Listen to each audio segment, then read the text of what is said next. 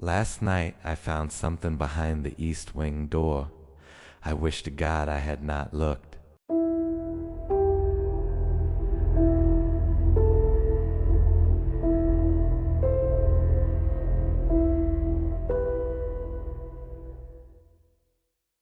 Several days had passed since Jonathan Harker's arrival at Castle Dracula. He had learned to be careful about which rooms he entered, careful about what he said, and most careful of all about what he noticed. There is not a single mirror in this castle. I brought one in my travel bag, a small shaving glass. This morning I went to use it. It was gone. I had locked my room. I had the only key. He searched every corridor, every room the Count had permitted him to enter. No mirrors. Not one, as if someone had gone through the entire castle, found every reflective surface, and removed them. Carefully, deliberately. Before Jonathan arrived, I asked the Count at dinner why there were no mirrors. He smiled, that slow, patient smile of his, and said only that he found them to be a distraction from real things. I did not ask what he meant by that. I am not sure I want to know. A mirror shows only what a man wishes to see. I prefer to deal in what is real, Mr. Harker. Do you not find that more honest? I said yes. I smiled. I excused myself as soon as I could. Some questions feel like traps. Some answers feel like confessions. On his 8th night, Jonathan could not sleep. He wandered into a forbidden wing of the castle, a part the Count had told him was not prepared for guests. The door was unlocked. He went in anyway. He would later wish he had not. There were 3 women in the room. I do not know where they came from. I did not hear them enter.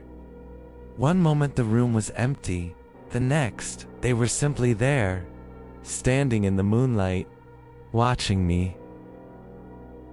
They were beautiful. That was the first thing. Beautiful in a way that made Jonathan's thoughts slow and his feet unwilling to move. One was dark, one was fair. One had hair so red it seemed almost to glow in the moonlight. All 3 were smiling. He is young, and he does not yet know. Come closer. We will not hurt you. We never hurt them at first. I could not move. I want to make that clear. I was not simply frightened. Something had gone out of my legs entirely. I stood there, and the dark-haired one leaned toward my throat, and I felt warmth. And then... Enough. The Count was in the doorway. Jonathan had not heard him come.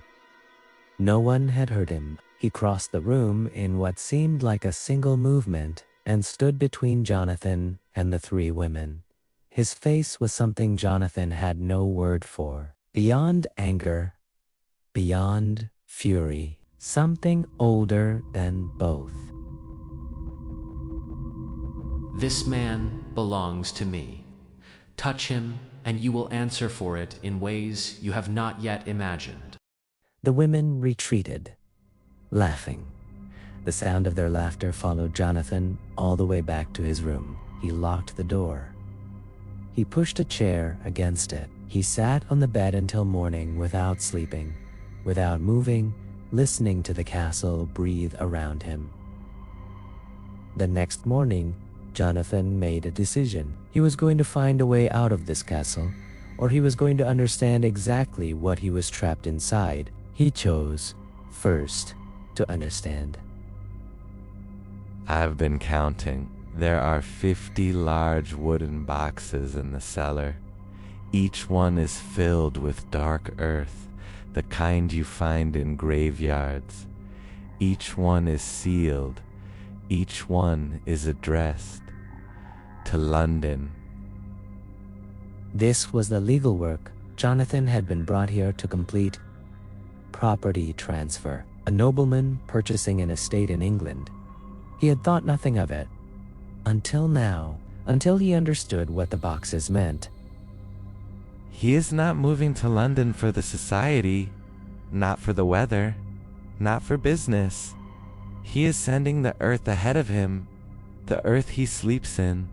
He is preparing somewhere to rest, in the middle of a city of millions who do not know what is coming.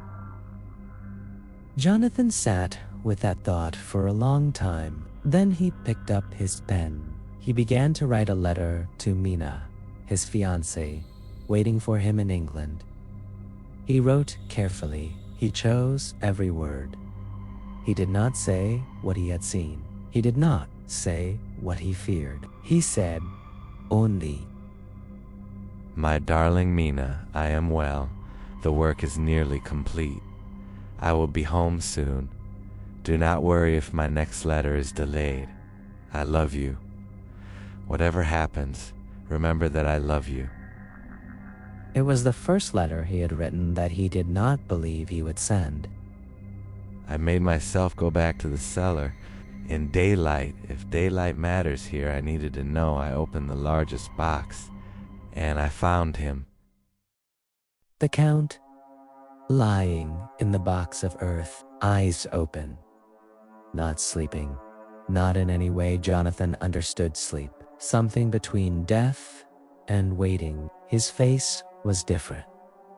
Younger, the lines softer, the white hair darker at the roots, as if whatever he did in the night reversed something. There was blood on his lips, fresh. I do not know whose. I did not stay to find out. I ran. I ran back to my room and I locked every lock and I sat in the corner and I understood. Finally, completely, with no part of my mind left to argue otherwise, what he is. Jonathan Harker had come to Transylvania as a solicitor, a professional, a rational man in a rational world. He was leaving, if he left at all, as something else entirely, a man who had looked into a box of earth and seen the face of something that should not exist. I have one chance, the castle wall, the same wall I saw him descend. If he can go down, then so can I. 300 feet of bare stone, in the dark, with my bare hands. It will probably kill me. But staying here will do something worse. Jonathan Harker looked out of the window at the sheer face of the castle wall. Below, impossibly far below the forest, the road, the world he had come from. He took off his coat. He began to climb. Next time, the climb.